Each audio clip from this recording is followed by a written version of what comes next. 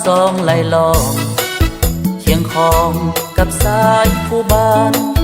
ผาแดงตั้งอยู่เคียงกันเป็นมิ่งขวัญสาวเมืองวังเวียงน้ำซองไหลเย็นและเห็นถึงพื้นสายเพียง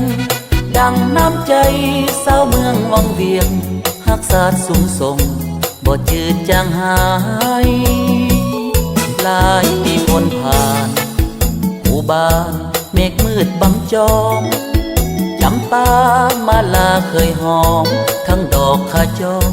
พัดเปลี่ยนเวียนสีโศกเศร้ามองมนทนทอละมาหลายปีลุกฮือขึ้นขับไล่มานี้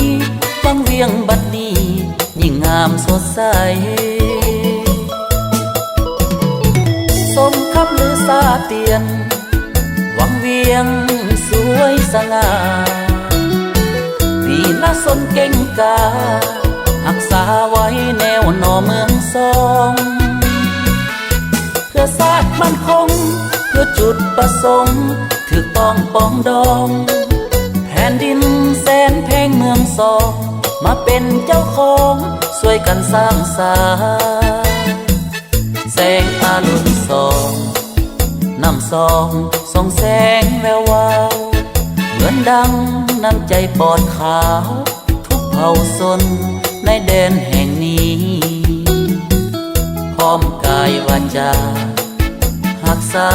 ชื่อเกียรติศักดิ์ศรีจงบุกหน้าก้าวขึ้นทวีความสามัคคีวังเวียงเฮาเอ่ย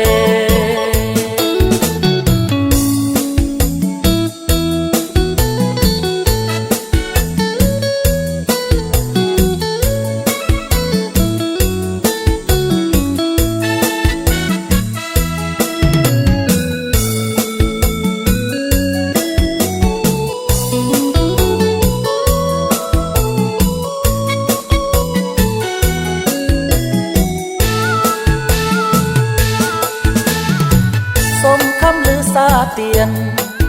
วังเวียงสวยสง่าปีละสนเก่งการักษาไว้แนวหน่อเมืองสอง